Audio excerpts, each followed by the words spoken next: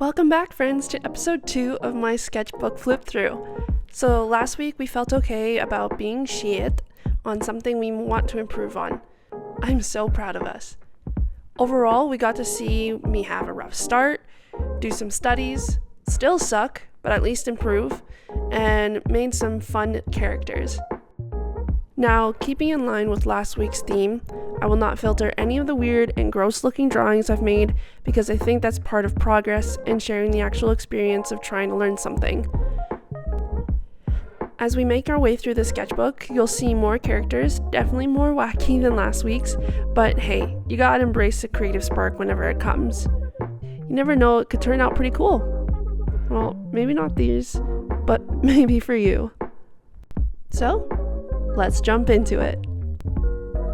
Alright, so kicking this week off, I admittedly didn't have that much time to draw, but I wanted to kind of understand the planes of the face just a little bit better.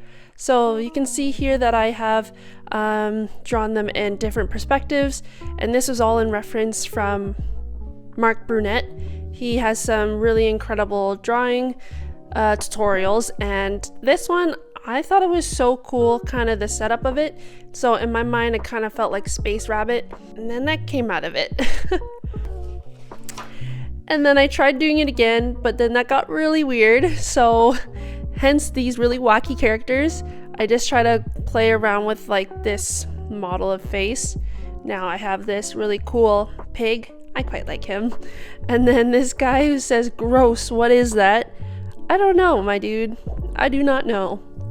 And then I tried drawing like a little dinosaur camel. It'll stay outlined for now. And then I just like really playing around with different types of facial features, what could be cool, kind of cute as well. And then, my God, I struggle so much with eyes. Literally, I can see it here now that this level is a bit different, but honestly, it always looks like I have her cross-eyed. And then I picked up another type of tutorial for faces just from another person who's quite stylized in her work, and I quite like her stuff too. So with her signature, the ears are definitely lower than what was described by Sam Does Arts, which is like just below the eye line to the nose. And I don't know, I kind of thought this was cool. I like this one.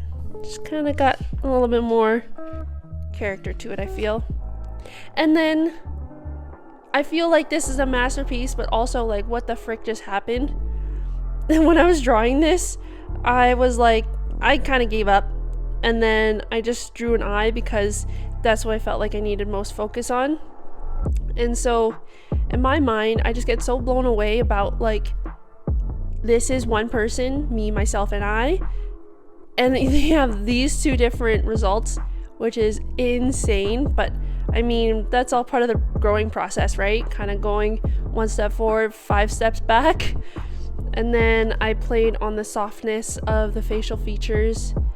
And then I felt like this was a very empty space at the time I drew it. And so I tried making the face again. And then I felt like she was quite badass. So I made this neck tattoo, and then her eyes a bit different, and then giving her a little septum piercing, helix piercing over there. I'm quite proud of her. I love her. I love her too. That is just an unfortunate mole. We can say that. So that's what happened this week. I know next week is going to be quite busy, so I'm not sure if I'll get a video out, but I know that I will have one just to recap the whole month and kind of show the progress, but really just the funky characters.